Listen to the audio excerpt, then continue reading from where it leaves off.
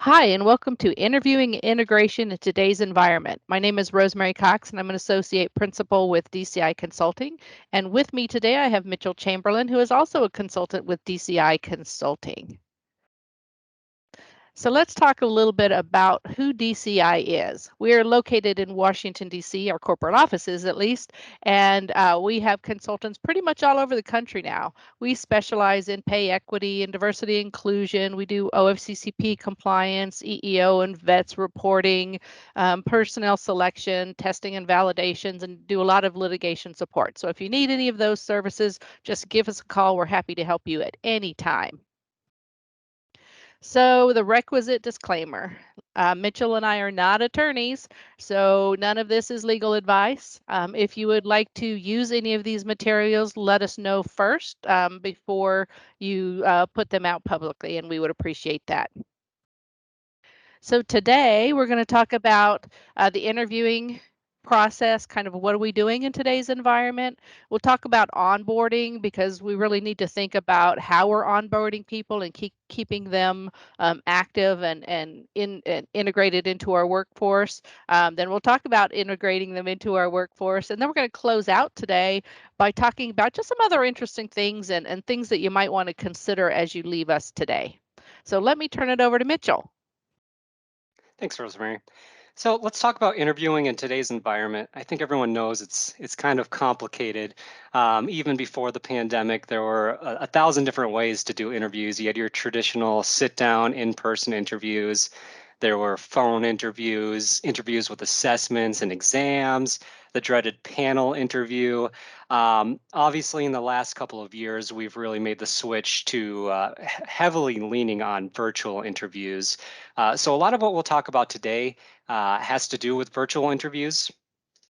And when you're doing virtual interviews, one of the things that you want to consider first is the accessibility of virtual interviews. You should consider using real-time closed captioning for video interviews. Many video conferencing services actually have this built in. So internally, we have Microsoft Teams that has closed captioning capabilities. Zoom does as well.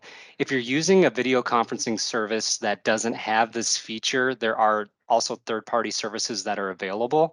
But whatever you're using, just make sure you pre-test those services. You don't want to get into a situation where a candidate is using a device and needs closed captioning and it's not working, on say an iPad or a smartphone or something of that nature. You also want to allow for extra time for interviewees to answer questions. There's already a lag when you're doing video calls, so there's an awkward timing already. But if someone's having a hard time because of internet speeds or poor quality, this may actually be magnifying certain disabilities. And when someone takes a little bit longer than feels natural to answer a question, I think everyone wants to jump in and maybe provide clarification about what they're asking or maybe repeat the question. But what you could be doing is just interrupting someone's thought process or maybe interrupting them as they're preparing to answer. Consider providing interview questions and activities and the agenda prior to the interview. For most positions, I would say you're probably not testing them on their ability to think on their toes or answer unexpected questions. You're trying to assess whether or not they're the best person to perform the position that you have open. So this can help level the playing field and allows candidates to really present the best version of themselves during an interview. If you are doing some sort of activity beyond just a conversation in the interview, such as a video or an activity or an assessment or a test, make sure you're considering the accessibility of those. Have closed captioning in videos. If you're doing an assessment, make sure that it can be done in high contrast or perhaps with the use of a screen reader as well. You don't want to find yourself in a situation where a candidate signs on for an interview and they need one of these accommodations and they weren't aware that they were going to have an activity and you don't have the capability of providing that accommodation during the interview. And then finally, make sure you recognize when you're when a candidate is asking for an accommodation. Some accommodation requests are very obvious. Sometimes they're not obvious. So be trained on what people might ask for, and do your best to be prepared for those kinds of requests. Now, there are a lot of good practices to have for all virtual interviews as well. At the bottom of the slide, we have a picture of kind of a messy, cluttered room. I don't think that's my office. I don't think it's Rosemary's, so we won't say whose it is. But um, we wanted to put that in because you don't want to take into account things that are not relevant to the job duties when you're judging a person as a potential candidate.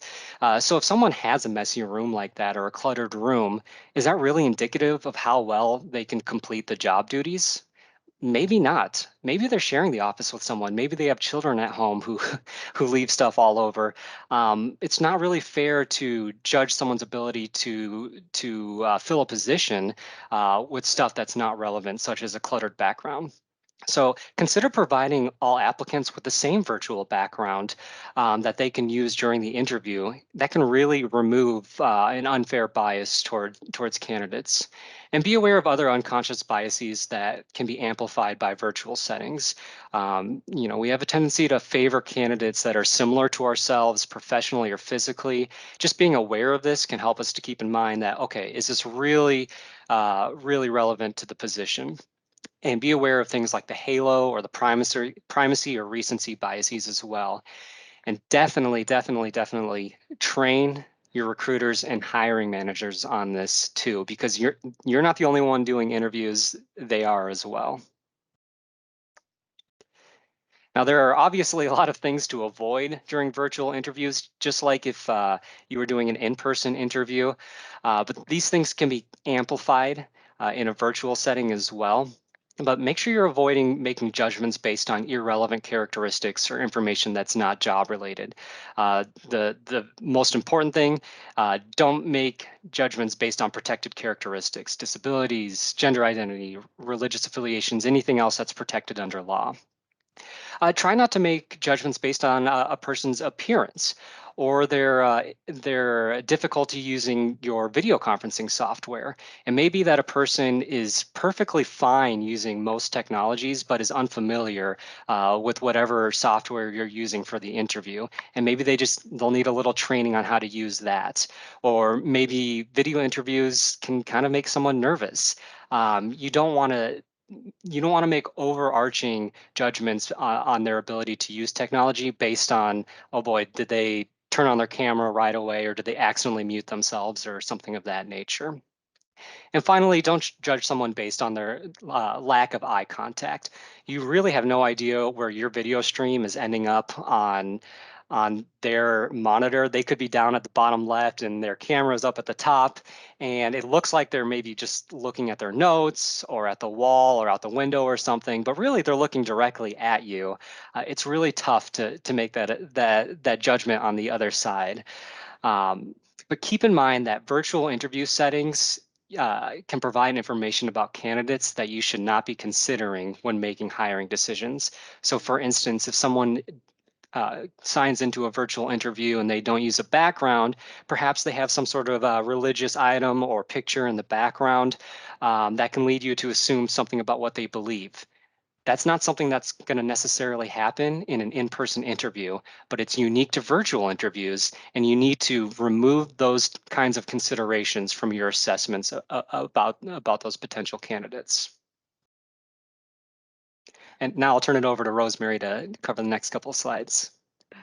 That's great content. It's so easy to get involved with people's backgrounds and what's going on, and just making prejudgments. We all do it. We just need to kind of learn not to do it in these situations. So onboarding is so critical. So many companies get great people on board. They put them through the interview process and they put them out to their departments, and then they forget about them. And we really need to be better at this. So whether you're onboarding in a virtual interface, or you are in person or a hybrid. Things are changing day to day, month to month these days.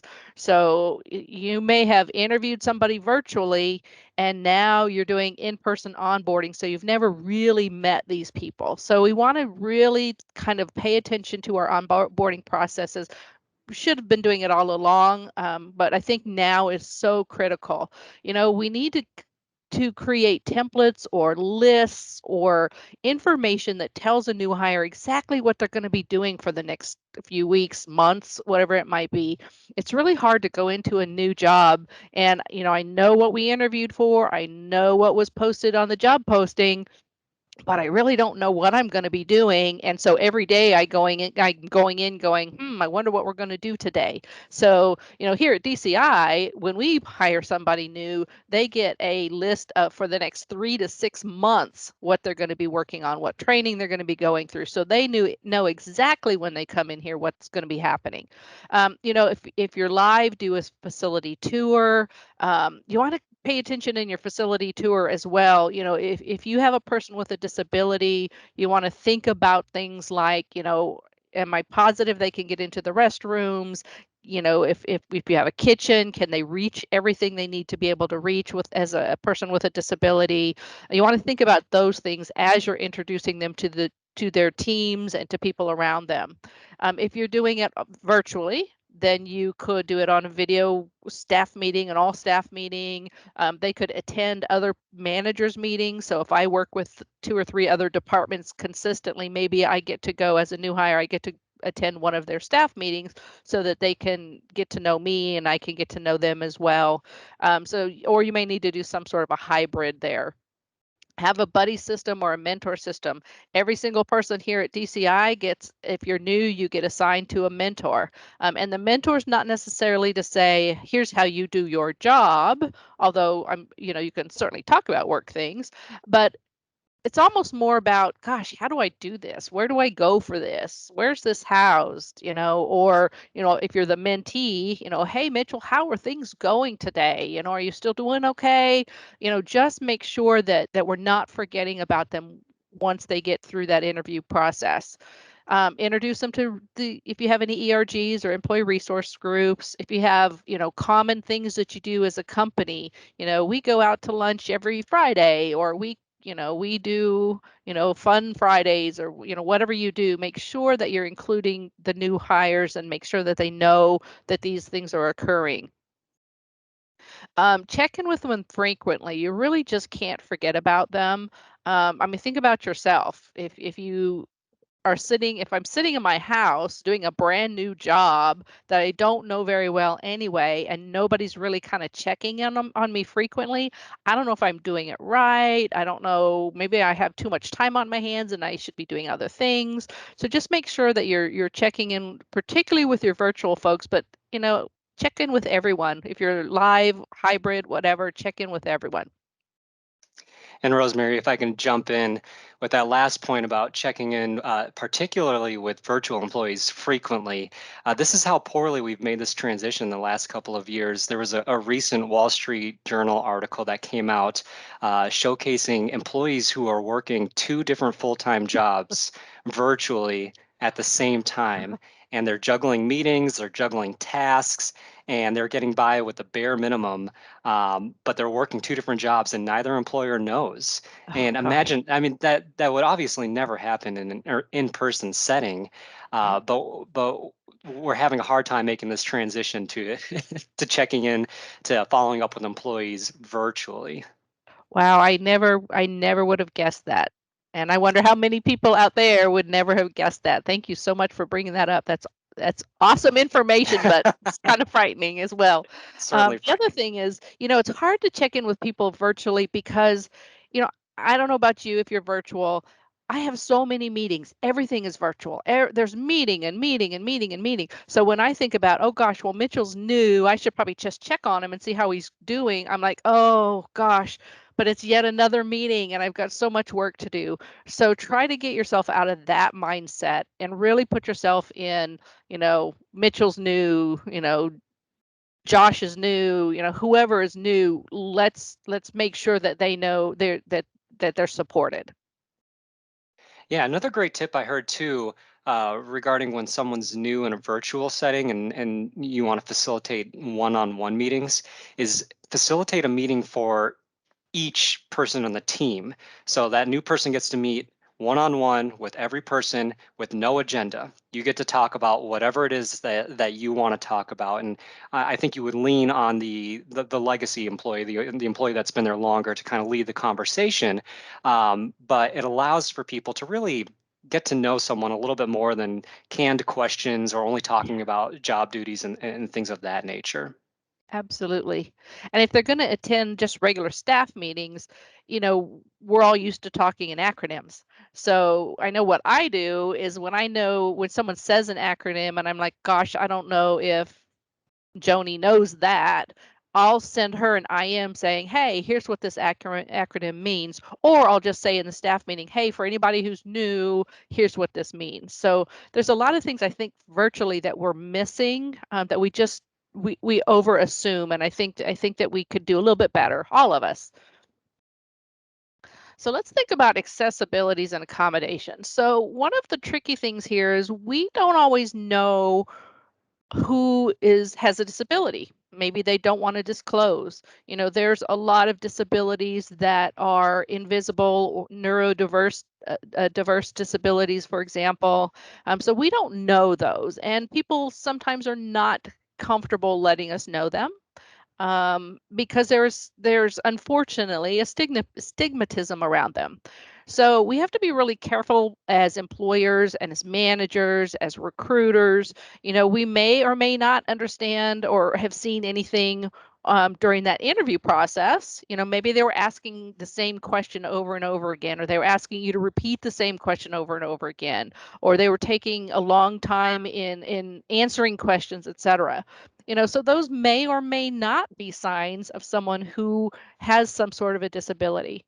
So we want to make sure that we are trying to understand our new hires. So we don't want to go up and say, hey, Mitchell, do you have a disability that we need to be aware of? That's not the answer, right? But we could say, hey, here's your new environment, here's your new office if you're live, or I'm going to be sending you all this equipment for your job.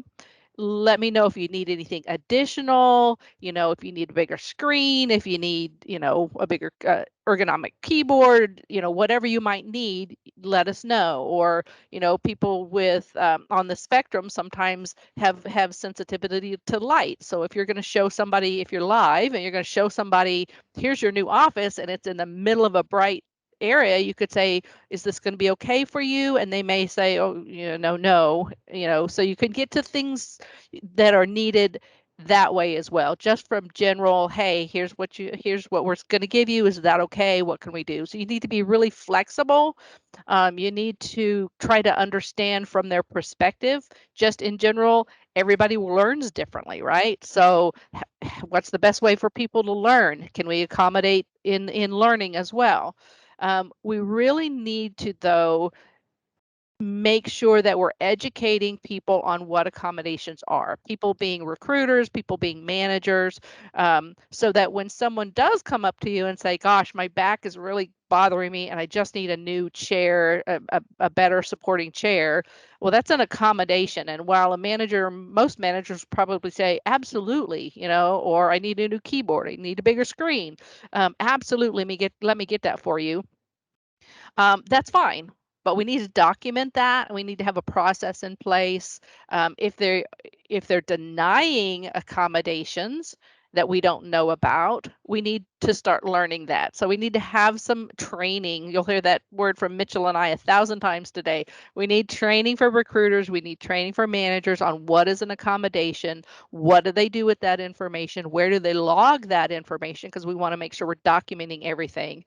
Um, we also want to make sure that we understand the physical location versus the virtual environment, because they are completely different animals, except for they also do overlap. What about if you're providing the entire office setup, for example, including the chair, right? So if now I need a new chair, what does that mean? If my screen reader, if I have JAWS, a screen reader and it doesn't work with the software you use at the company, we need to know that. So accommodations and accessibility are very important, especially well, for any time, because disability is a group that we can join at any time, right? So, but it's particularly important at onboarding so that we can make sure that our employees get off to the right start.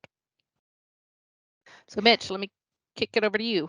Yeah, and I was going to say when you're trying to assess the accessibility of your physical location and your virtual environment, get creative, get out of the box because there are a million different things that could be affecting accessibility that we won't know about until someone is having some sort of difficulty with it.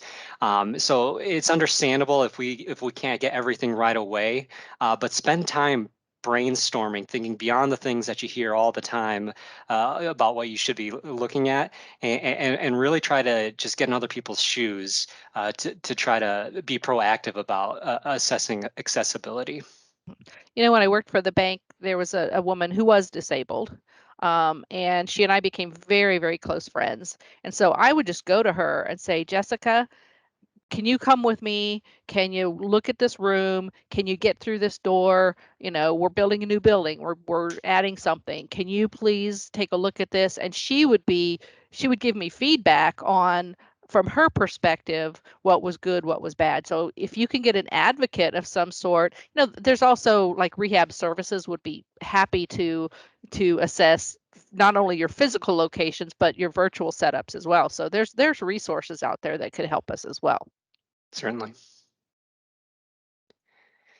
Now, when it comes to integrating people into your team culture, your company culture, that was already challenging before we were in a pandemic. It's all that more challenging now. Now that people are sometimes in person, sometimes remote, sometimes both at the same time. There's a lot of difficulties in it, but here's some really good tips on what you can do to create a workplace that people want to go to and thrive in. The first thing is prioritizing employee well-being and advancement and recognizing that career development is directly tied to retention. If you want your employees to grow, if you want your employees to become better and perhaps the best in the industry, you have to keep them. You got to keep them around. Otherwise, they'll go off somewhere else and do it there instead. And just like what Rosemary was saying in the last slide, accessibility and advocacy are so important for advancement. Not just doing the bare minimum, but really fighting for all your employees to have the best possible situation where they can thrive. But some of what you can do, make internal job posts and really all internal communications accessible. That could be in large print, it could be in high contrast, or perhaps even Braille if someone were to request that. Recognize that some performance issues may be associated with a disability. If you have an employee who's having a hard time fulfilling the duties of a position, but it's due to a disability, and this whole thing could be remedied with just a simple accommodation, wouldn't that be much easier to do than to perhaps put them on some sort of performance improvement plan or replace that employee? Oftentimes, an accommodation is much more simple than any other action that you can take when there's some sort of disability that is impeding someone's ability to fully do their job duties. Hey, Mitchell, you know, if people have been working for you for a long time, even aside from this new hire that's coming in and assimilating, if someone is just now discovering they have a disability or something has happened and they now have a disability, and maybe they were a great performer for a long time and all of a sudden their performance has gone down, you know, probing questions help a lot. You know, what's going on? Things have changed. You've never had these kinds of issues before. You know, those go a long way. And like Mitchell said, you know, just rushing to put someone on a performance improvement is not always the answer. You know, we don't know what is going on in people's lives, and if they're not comfortable, if we haven't made them comfortable in our employment in disclosing, then we need to do some probing to find out what's going on. Yeah, that's an excellent point. And this, it doesn't always need to rise to a level of an identified disability either. Just something that I've experienced personally. There were times a few years ago where I was having a hard time typing all day, and I brought that to my manager's attention, and we could have done stuff like rearrange workload or lessen workload, but all we did was try an ergonomic keyboard, and I haven't had any issues with it since then. It's something that simple can make all the world of difference. And finally, in regards to accessibility, consider the development of bridge or upward mobility positions for individuals with disabilities. You want everyone to be able to be the best employee possible, to do the best job possible, and grow into the best employee possible. And these types of positions can help with that. And really, that goes with everyone. You want to provide developmental assignments, you want to provide leadership training and educational opportunities for all your employees. You want your employees to grow into their positions and then grow out of their positions and into new responsibilities. And the way you do that is by on the clock allowing them to develop as employees. You also want to consider creating career ladders for employees to continue their upward movement throughout your company. And then finally, define clear job responsibilities. I think Rosemary was talking about it a little bit before, but it's incredibly difficult to show up for work and not know what to do. So make sure people know what's expected of them every day. Now, there are certain considerations, additional challenges in hybrid and remote environments. So here are some tips for creating a good work culture there as well. Make sure you're utilizing video conferencing tools. Use the breakout rooms that a lot of software offers now. So in the context of a meeting, staff meeting or weekly meeting, people can go and have smaller conversations with each other, maybe that are informal or more social in nature, or to discuss the content of the meeting itself. But people can ask questions in an environment they probably feel a little more comfortable in. And try things like using your virtual backgrounds for fun or having themed meetings. So, for instance, one meeting, everyone should set their background to their favorite food or their a picture of their best vacation, something of that nature, something that's fun, but shows a little bit of personality. Also consider hosting happy hours and other social events just like you would in person. It looks a little different when it's remote, but you can play games like Pictionary, or one of my personal favorites is GeoGuessr. You get a picture from Google Street View from somewhere in the world, and just based on the content of the picture, whether it's street signs or what side the cars are on the road, you get to guess where they are in the world, and you have a few minutes, a timer that's telling you how long you have to do it. Incorporate get to know you sessions with managers, where managers can do a little presentation on themselves, on their hobbies, what they like to eat, and if they feel comfortable, they can do Q&A sessions too, just so people get to know. It's really hard to be social in a virtual environment, and this can help facilitate that. You want to frequently solicit feedback on team culture, on the effectiveness of meetings, and on technology that's being used every day to perform daily tasks. And we included these because this is where frustrations can creep up and grow into big frustrations. So you want to keep a thumb on the pulse at all times with that.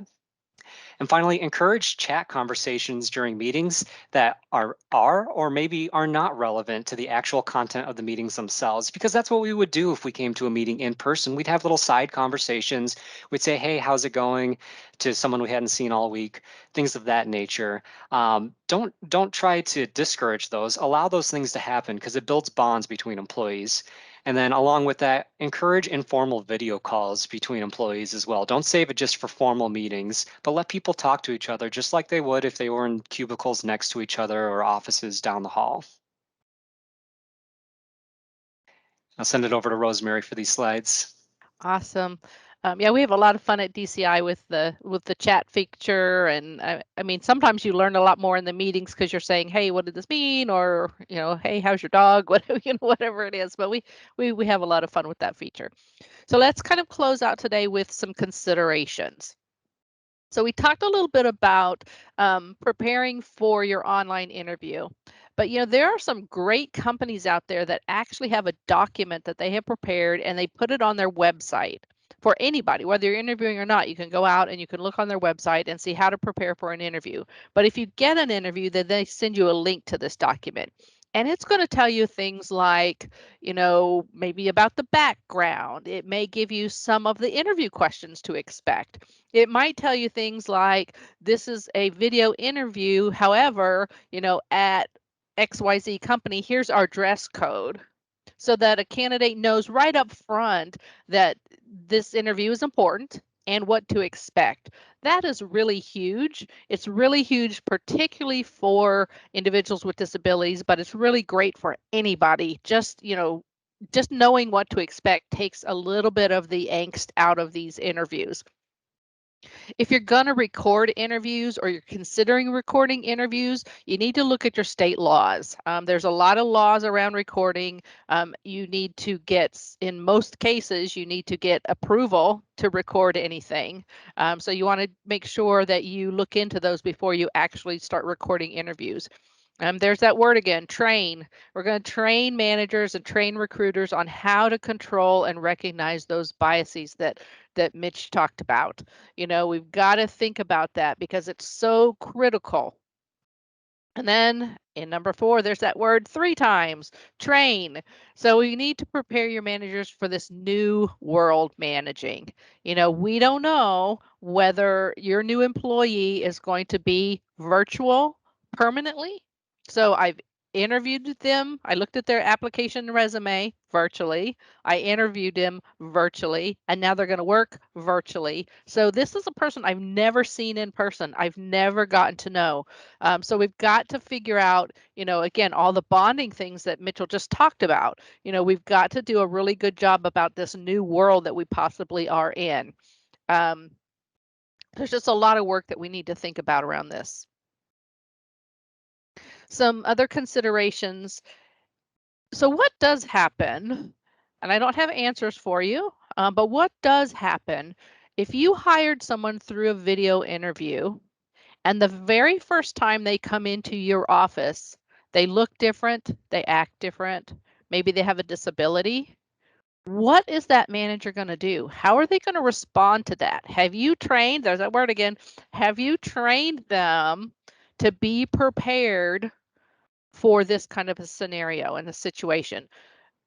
They shouldn't do anything different, right? They should treat them just like any other employee. They should be happy to see them, but not always, right?